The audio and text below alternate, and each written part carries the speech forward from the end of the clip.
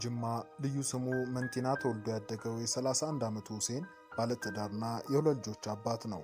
ባለቤቱ መዲና የቤት እመቤት ስለሆነች ቀን በባጃጅ ስራ ተሯርጦ ባገኘው ገቢ ቤተሰቡን የማስተዳደር ኃላፊነት ሙሉ በሙሉ የሱ ነበር። ባላሰበው ሰዓት ግን ሁለቱም ኩላሊቶቹ ፌል ማድረጋቸውንና አስቸኳይ ዲያሊሲስ ማድረግ እንዳለበት እንዲሁም ግዴታ ወደ ውጭ ሀገር ሄዶ ንቅለ ተከላ ማድረግ እንደሚገባው ተነግሮታል። እዚህ ደግሞ ስንመጣ 50,000 ብር አስይዛቸው ምን ነገር እንሰራለን።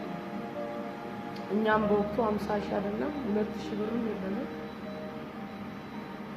አሁንም በሰው እርዳታ ልጁን ያየው ሰው ባለቤቴ ማለት ነው አዝናለት ነው አንዷ ገንዘብ ተሰባስቦ እስኪመጣ ነው ፈርማለሁ ብላ ሕክምናውን ጀመረው።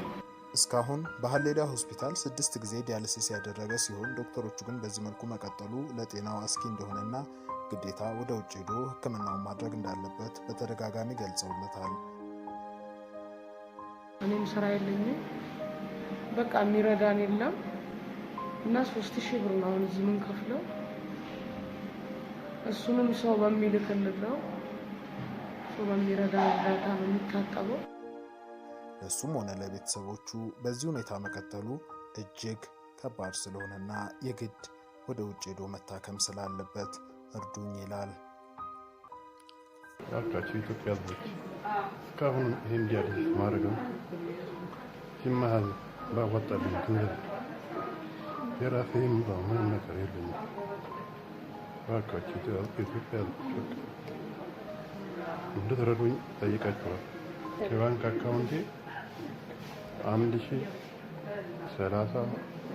67 54 029 ነው። በዚህ አካውንት መረጃ የምትፈልጉ ማስገባት ትችላላችሁ። ሁሴን አባዲካ ይባላል።